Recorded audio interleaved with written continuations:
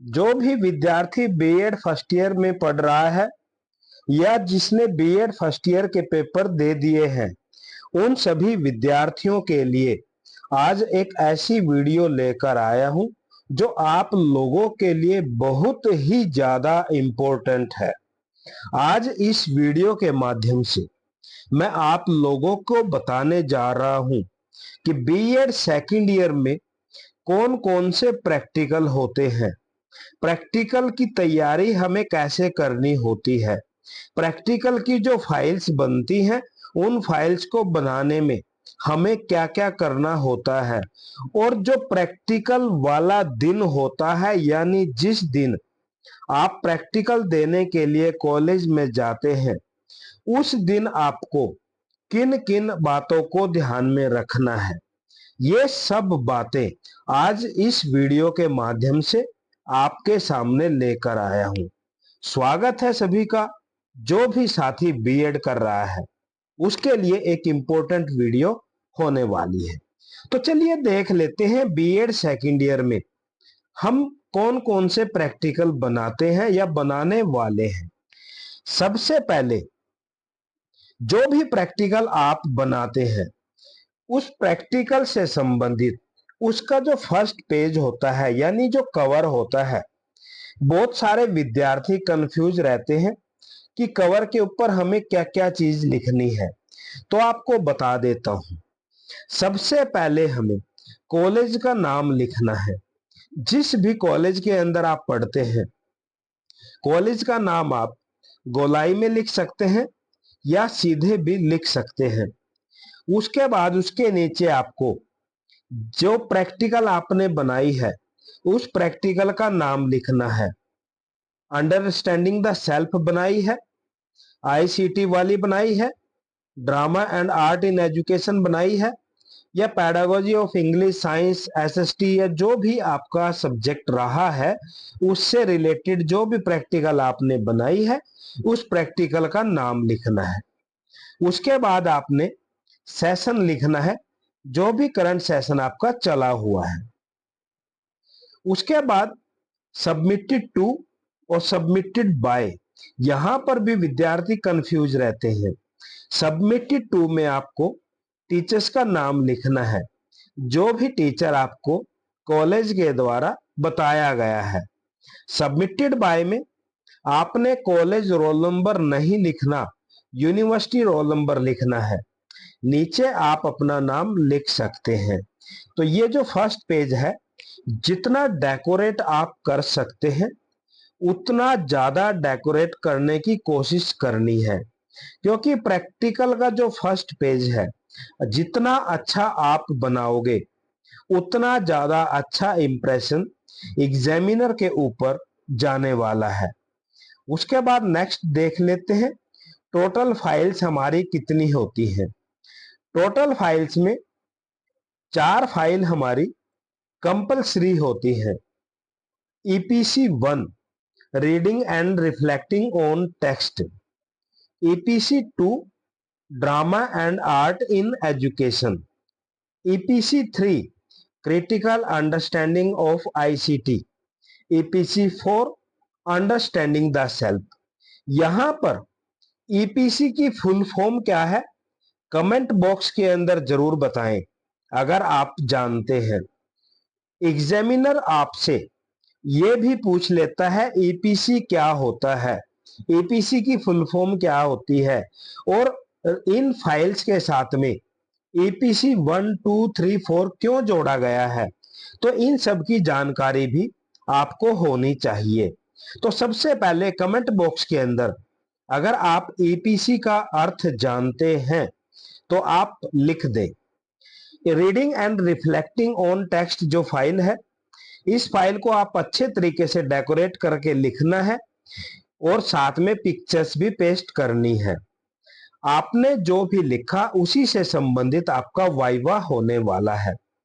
Drama and art in education में इस files में आपको थोड़ा एक्स्ट्रा वर्क करना होता है, आगे हम इस बारे में चर्चा करने वाले हैं। क्रिटिकल अंडरस्टैंडिंग ऑफ आईसीटी, इस फाइल के अंदर भी आपको थोड़ा और एक्स्ट्रा वर्क करना होता है फाइल के अलावा भी, तो वो भी हम आगे बात करने वाले हैं। नेक्स्ट आ जाता है अंडरस्टैंडिंग द सेल्फ। इस फाइल को भी आप अच्छे तरीके से डेकोरेट करके और साथ में पिक्चर्स को पेस्ट करके आप एग्जामिनर के सामने ला सकते हैं। अब देख लेते हैं ईपीसी की फुल फॉर्म क्या है। Full form of EPC, enhancing professional capacities. Next हमारी आ जाती है इलेक्टिव फाइल्स।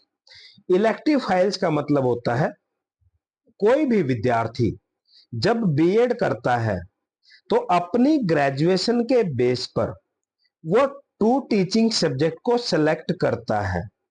जैसे आर्ट्स में अगर बच्चा पढ़ रहा है, आर्ट्स की फील्ड से वो रिलेटेड है, तो वो इंग्लिश, हिंदी, एसएसटी या फिर इसके अलावा और भी अन्य सब्जेक्ट है जो वो ले सकता है।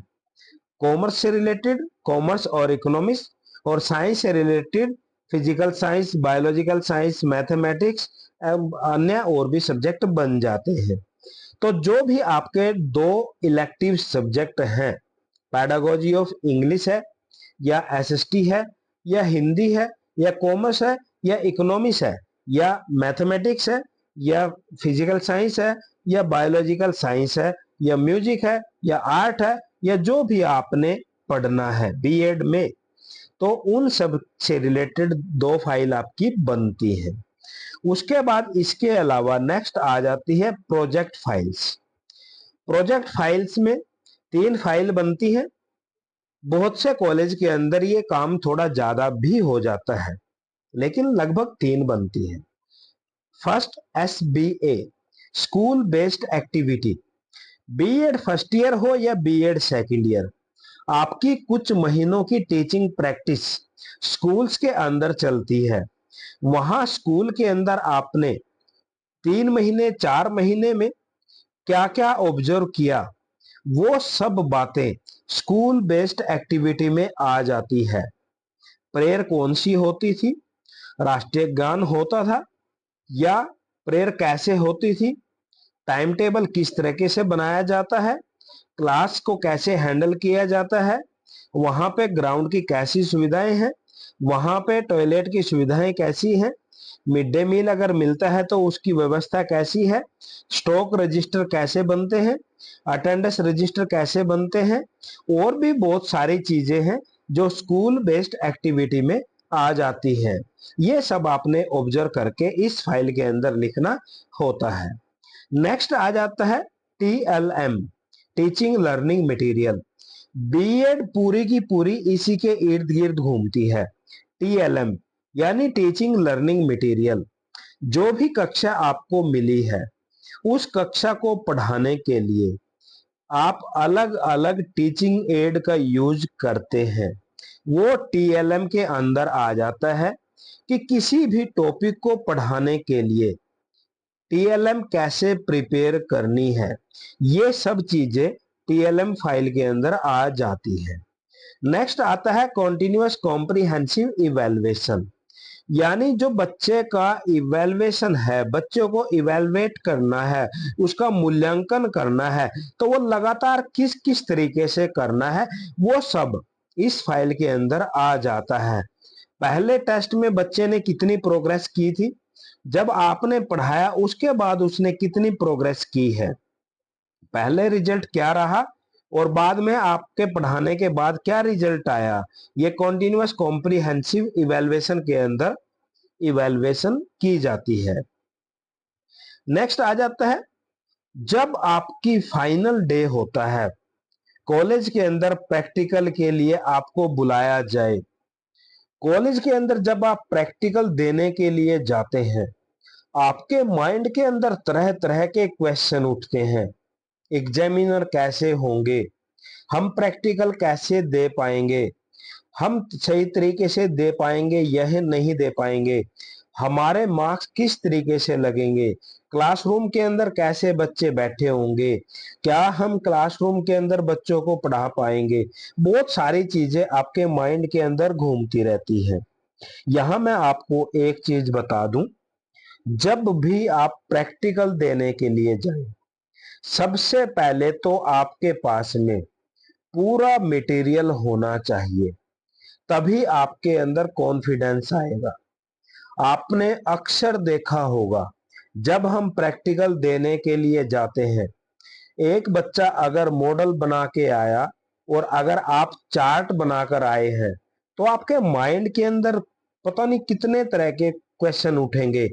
मॉडल वाले को अच्छे मार्क्स मिलेंगे, चार्ट वाले को कम मिलेंगे, या आपने चार्ट बनाया बहुत अच्छा बना रखा है, किसी बच्चे ने चार्ट अच्छा नहीं बनाया। तो ये सारी चीजें आपके माइंड के अंदर आनी लाजमी है।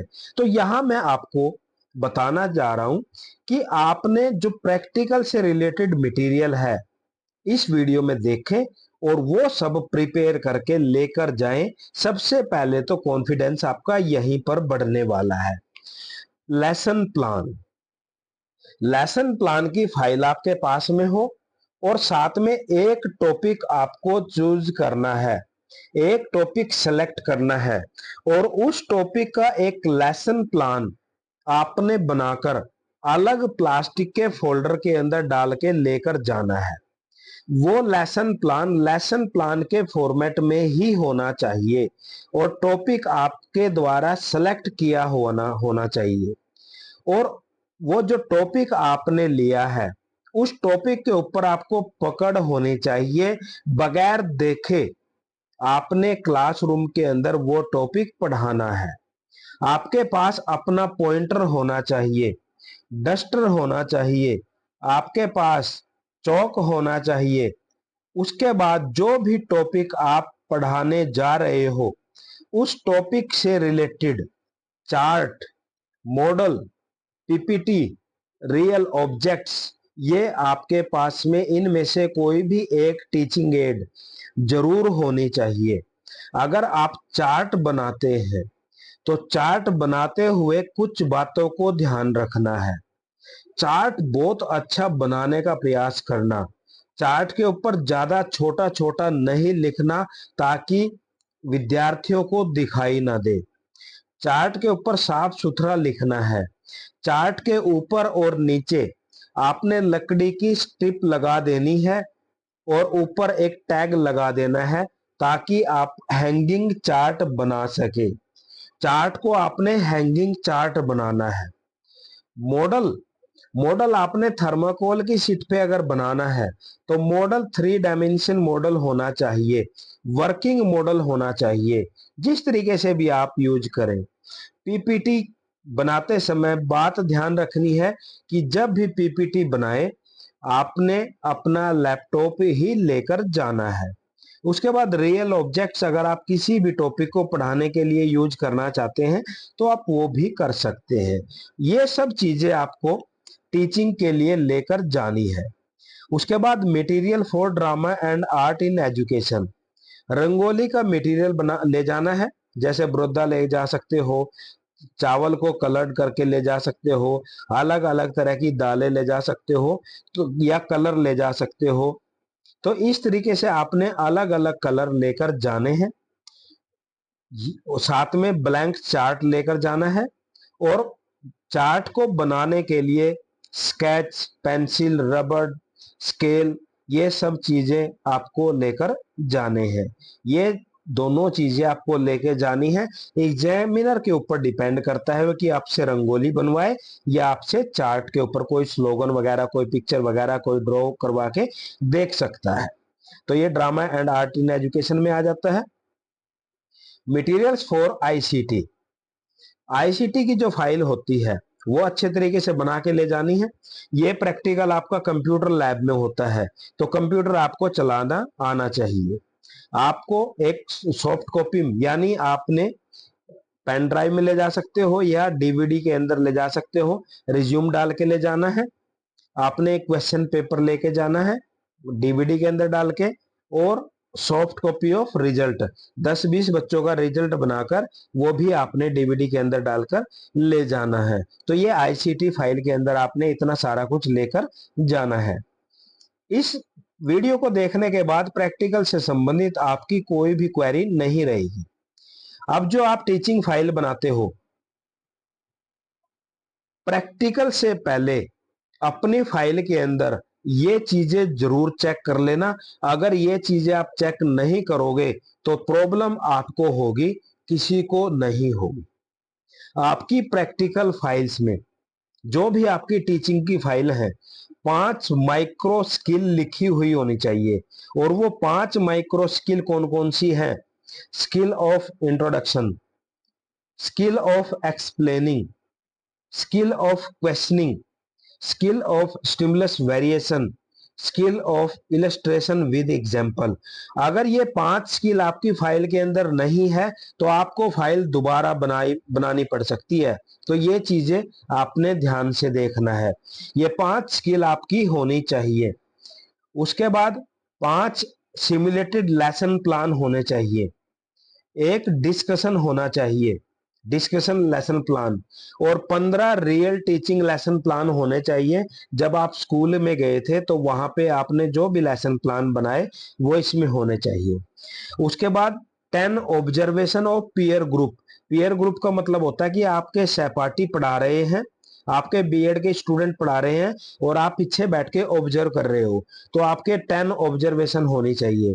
10 ऑब्जर्वेशन आपकी टीचर्स की होनी चाहिए कि वहां जिस स्कूल में आप गए वहां का टीचर पढ़ा रहा है और उस टीचर को आप ऑब्जर्व कर रहे हो। आपने क्या क्या ऑब्जर्व किया, उनकी वेशभूषा कैसी थी, उनका पढ़ाने का तरीका कैसा था, उन्होंने बोर्ड को कितना प्रयोग किया, उन्होंने स्टूडेंट्स के ऊपर कितना कंट्रोल रखा, टॉपिक के ऊपर कितनी पकड़ थी। ये सब चीजें आप वहां पे ऑब्जर्व करके अपनी फाइल के अंदर लिखनी है। 10 ऑब्जर्वेशन आपकी टीचर्स की होनी चाहिए। एक स्कूल रिपोर्ट आपकी होनी चाहिए। तो ये लेसन प्लान की जो फाइल है उसमें होनी चाहिए। आपकी लेसन प्लान के स्टार्टिंग में attendance of school students, attendance होनी चाहिए। जो भी आपको डेट दे रखी है, जिस जिस दिन आप स्कूल में गए, 2-4 महीने की, 3 महीने की, जो भी आपका स्कूल का शेड्यूल रहा होगा, तो वो अटेंडेंस आपकी स्टूडेंट्स की होनी चाहिए। उसके बाद टाइम टेबल बना होना चाहिए। और फाइल के अंदर लेसन प्लान के ऊपर जो भी कॉलम दिए होते हैं, पीटी रोल नंबर का होता है, नेम का होता है, टॉपिक का होता है, सब्जेक्ट का होता है, क्लास का होता है, टाइम और डेट होता है, वो सब फिल किए होने चाहिए। वो कोई भी आपका ऐसी फाइल ना हो, ऐसा लेसन प्लान ना हो जहां पर आपने ये चीजें फिल ना कर रखी हो। तो ये सब चीजें आपने ध्यान रखना है और ये सब चीजें आपने अपनी प्रैक्टिकल के अंदर बिल्कुल अच्छे तरीके से कंप्लीट करके लेकर जानी है।